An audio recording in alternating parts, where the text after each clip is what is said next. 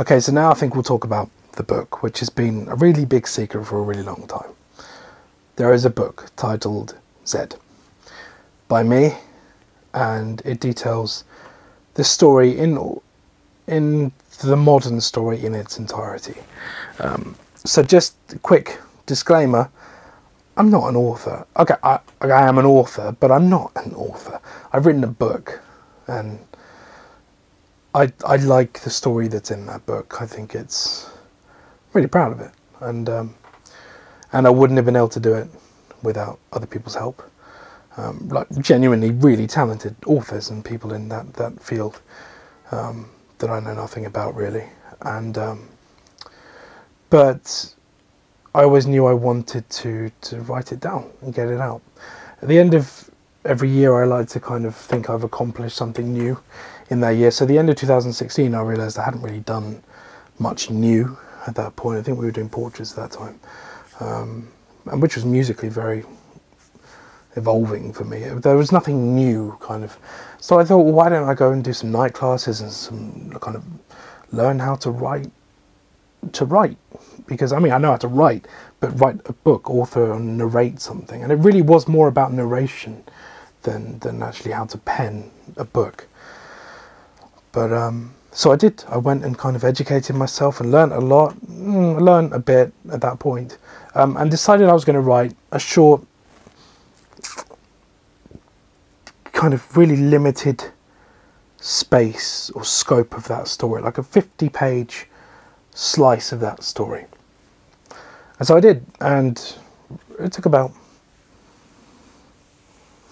I think it took about 6 months, something like that, because I didn't know what I was doing. I didn't have a formula for it. I wanted it to be good, so every night I was rechecking. Like I made it like, and I still do, like a compulsion. Every night I will sit down and do 2 hours of writing every night. Not allowed to read, not allowed to read newspapers, or not allowed to do anything like that. I just have to sit down and write a few pages. What I ended up doing was going over the pages I'd done the previous night, fixing them kind of as I was going along. So it took a bit longer than I anticipated. But it was only something I was doing in my spare time in the evenings before bed, basically.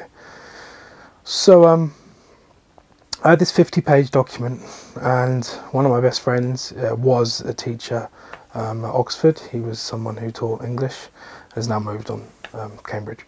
But he's like the top dog in that field. And I sent it to him, and he said, "This is shit." I said, "Could you elaborate, please, and use far more eloquent words than 'this is shit'?" He just said that there was no. He really liked the world of the story, but thought the story was lackluster. Like there was nothing going on. I feel like I shouldn't be talking about this. It's really put me down, but this is the truth about what happened. So I said, right, okay. He said that there's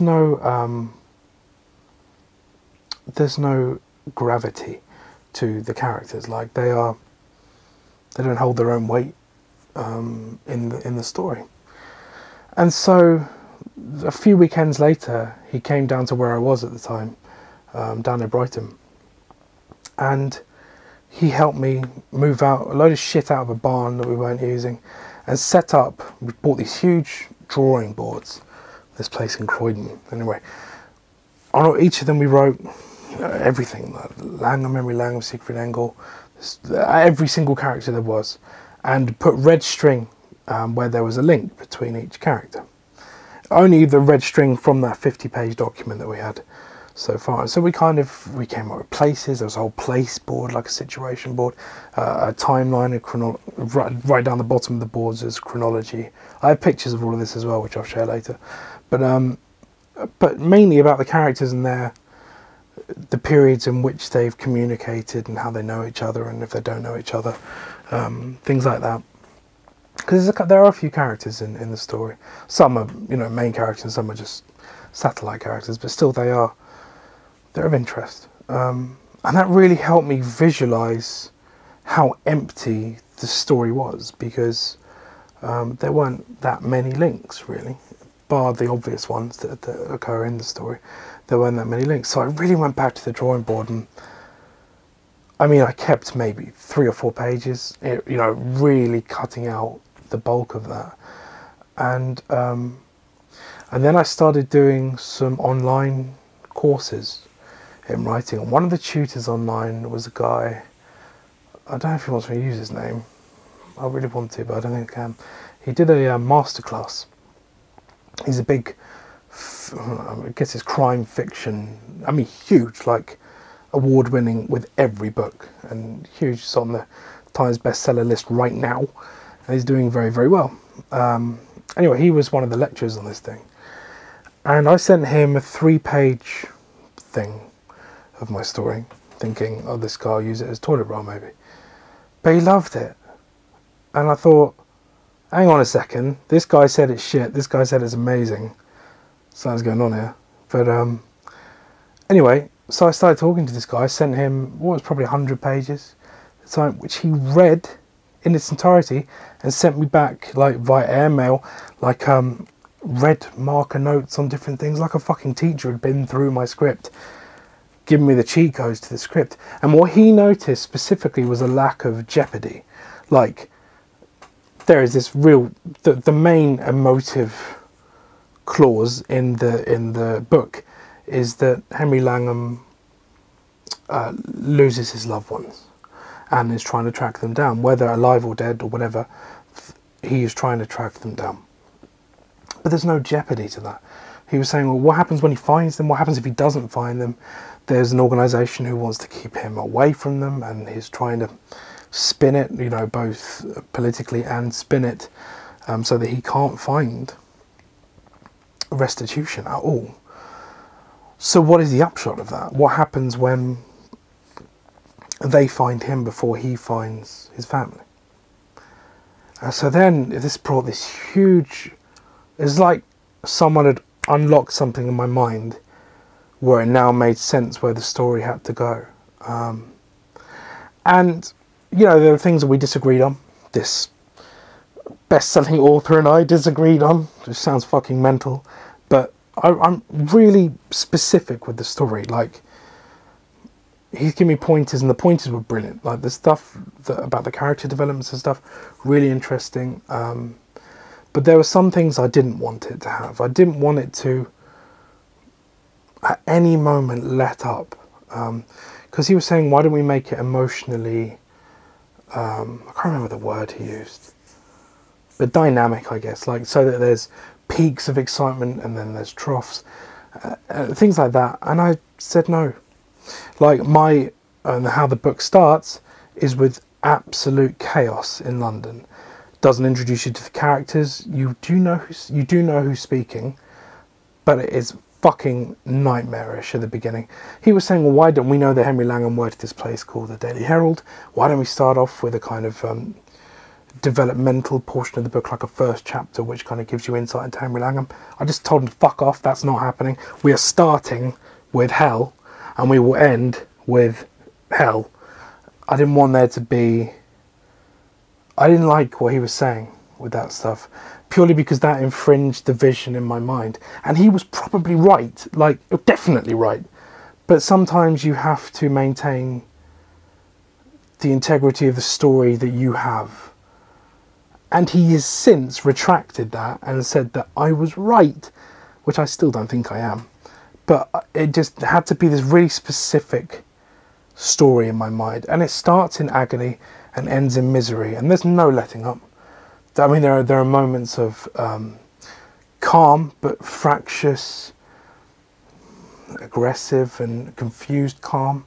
None of it, there's not a moment of clarity. Because from the moment he loses the people he loves, it's just confusion, polarizing opposition and betrayal and death in the end. There is no joy in this book. Is not for, and this is the book, but have I shown the book? I don't think so. This is the book. This is not a joyous read. It's called Z. It's by me, although all my names are scrubbed out and everything I do now. Because what the fuck does a name mean anyway? Change your names 3 times a year, they start to become a little bit meaningless. So black bound, hardback, and I'm really proud of it. It's the back. But yeah, this is going to have a really limited run, purely because we're not publishers and have no intention to be. So this is just for the people who really love the story. Maybe we'll do 100, not 1,000. I don't think. I don't think 1,000 would leave here. I just didn't want to leave the story in stasis all this time. I really wanted it to have a conclusion. Well, no, there's no conclusion. There's no conclusion because there's going to be something else. Maybe not another book, but maybe there'll be a PDF document, I don't know, something in the future, because there's a whole load of story that doesn't exist in this book. When it did, this story, the other thing I'm talking about, existed before this book, but I didn't want to introduce it into this book because there has to be moments where the musical storyline takes precedence in that sense. And there's a very specific point in the music, in the albums, where everything changes. Vastly changes. Changing era, changing characters, but never losing the story. The story was always the same story, but told with very different mediums. Oh, this is so confusing for you, but when you hear it, you'll know what the fuck I'm talking about. And the book, I wanted it to, this book, not that there's going to be another one, but this book I wanted it to be the modern storyline, the Henry Langham line of that story. Which I think is, I don't think there's the least interesting story of the two, but the more we're writing now, the more I'm really enjoying this other portion of what's happening. It's like two different stories happening in series. It's interesting in that sense. So there's a Z.Book, and it might be yours one day. So just very quickly as well, moving on from the book itself to the artwork. I was going to do this in another video, but I'll do it now. And if people don't watch this to the end, maybe you can tell them that this part of this video exists. So at the end of the releases, which is 1, 2, 3 and 4, not the acoustic album, and then this book, the artwork of each culminates in a large puzzle. So there's an individual puzzle on every album. So Z1 has its own puzzle, which hasn't even been found, let alone solved. Z2 has a puzzle, which is markedly easier than all the others. Z3 has a puzzle, Z4 will have a puzzle, I haven't done it yet. And this has a puzzle, this has already been finished. They're all individual puzzles, but together they all form a larger answer. There is something on, more than one thing on each of the albums, which all come together as one final thing. And for the person who solves that, I will be awarding the Fender original double end pack-a-punched guitar.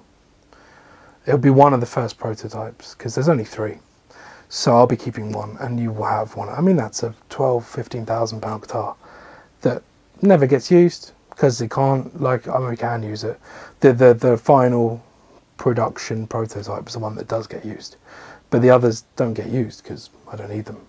It's a 7-string, and it has its own custom pickup that we invented for the guitar, its own custom pickup, sounding operations. It's really cool, very specific as well, very specific. If you want to hear it, it was used on I Know I Love the Hate, The Lake, Ascend, Cold Dead Crows 1 and Cold Dead Crows 2. In fact, all of the Cold Dead Crows use that guitar. The rest of the songs are different guitars, but that's the sound of the guitar. So there's a prize. If the first person who solves that, I would maintain you shouldn't work together, because I'd like it to be one person who wins, and it would be exciting to see who is first off the draw. But again, you can't answer it until you have all of these things, and it won't work if someone takes a photo of the artwork and sends it to you. It won't work. You have to hold the artwork in front of you for each of them. So go and rob a shop. Where is it? HMVs now have it. Go and rob Hurt if you want to, whatever. go and get your own copy of it somehow, or steal someone else's. Don't buy the fucking things, Jesus Christ. And then just go and try and answer that puzzle, because a little bit of time is put into it, and it's got a cool ending, and you get a really cool prize. Thank you very much for watching. I hope you're doing inordinately well with everything you do, and I can't wait for you guys to hear the music and other things that we've been working on for the last few years. Thank you very much, and goodbye.